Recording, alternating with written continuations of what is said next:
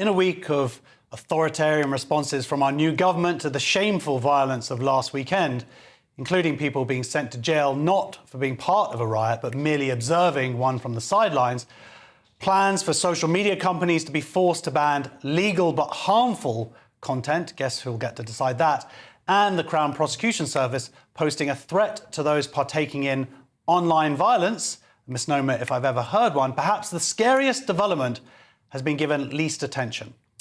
It emerged that our government is considering adopting an official definition of the term Islamophobia. The Labour Party has already accepted the definition internally, as drawn up by the all-party parliamentary group on Muslims, part of which states Islamophobia is rooted in racism and is a type of racism that targets expressions of Muslimness or perceived Muslimness. To which I say, what a crock.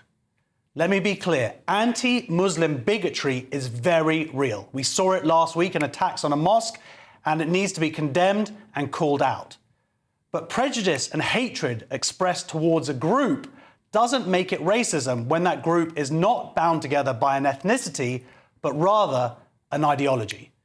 In this case, that ideology is a religion, and British people, as do other countries in the West, have anti-blasphemy laws specifically created to allow us to criticise and make fun of religion, any religion.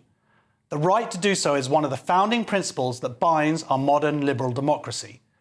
Where does that fit in then with not being able to target expressions of Muslimness or perceived Muslimness? Criticise a joke about the hijab, you're a racist. Criticise homophobia in the Quran, you're a racist.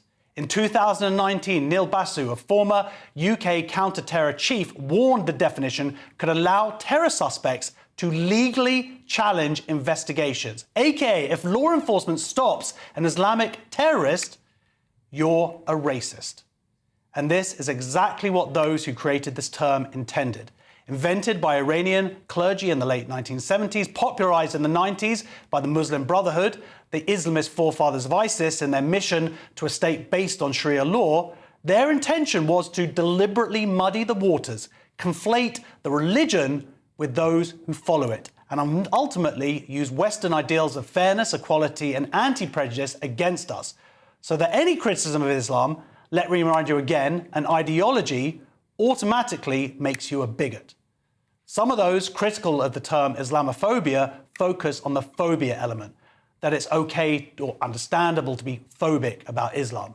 My problem with the word is the term Islam. Just the same as if someone was trying to establish the term Judophobia or Christophobia. If this government wants to adopt an official definition of prejudice and hatred directed at actual people, at Muslims, then of course, why not? It sounds like a decent idea. But call it anti-Muslim bigotry. Call it Islamophobia if you want. That wouldn't destroy our society. But not being able to criticize any element of Islam, a religion, an ideology, would. I'm a Jew, an ethnicity. And I also follow the belief system of my people, Judaism, a religion. If you want to criticize the Jewish religion, fine. Questioning is a central tenet of Judaism. Questioning doesn't threaten our belief system, it reinforces it, it strengthens it.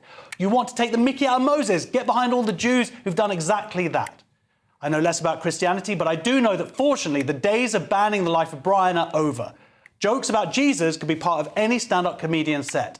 A satirical picture of Jesus in a magazine wouldn't elicit Christian extremist gunmen to storm their offices and murder 12 people while shouting, "Jesus is great."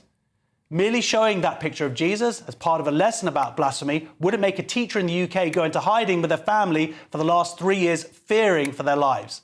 Now, even making this comparison, we have enough for some to cry Islamophobia. It's not all Muslims, you're being racist. No, I'm criticising an ideology which since 1979 has been used to justify over 50,000 terrorist attacks worldwide. That's 50,000 Manchester Arena bombings. That's 50,000 Nova festivals on October 7th. That's 50,000 potential catastrophes like what could have happened this week at a Taylor Swift concert in Vienna. So which is it? Are all these incidents related to an ideology? Or is it connected to the ethnicity of those who carried out the attacks? Because it's blaming the latter that sounds pretty racist to me. And I should point out that by far the highest majority of victims of those 50,000 terrorist attacks were Muslims. And so it should also be pointed out that the term Islamophobia was also created as a response to the fear of liberal Muslims and feminist Muslims, to silence Muslims questioning the Quran, questioning homophobia, questioning the treatment of women, to shut down those who want to leave, to prevent reformation and prevent maturity, change and growth. Of course, every religion has its nutters, its extremists. But I have a theory. At 3,500 years old, Judaism is the middle-aged man or woman of the Abrahamic faiths. We've been around a bit, we're not going anywhere. We don't mind being challenged, we've seen it all before, no? At 2,000 years old, Christianity is younger but confident of their place in the world, has been through some big changes but is continually growing, changing, adapting. Islam is 1,400 years old. In comparison, a teenager. It hasn't had a meaningful reformation yet. That's not to say it's better or worse. Just as an ideology, it's younger, newer, a bit more sensitive. And as such, criticisms, even taking the mickey, which I'd argue is a fundamental British value, are taken as a threat. As such, is it any surprise that reactions can sometimes manifest not as a debate, nor shrug of the shoulders of someone secure in their belief system, but rather violence? Muslims being able to criticize Islam, joke about their belief system, is a sign of self-assurance and maturity. Criticism, debate, even humor are all healthy to an ideology. The term Islamophobia threatens to shut all of that down. I believe that would be bad for Muslims. And I believe that would be catastrophic for our Western liberal democracy.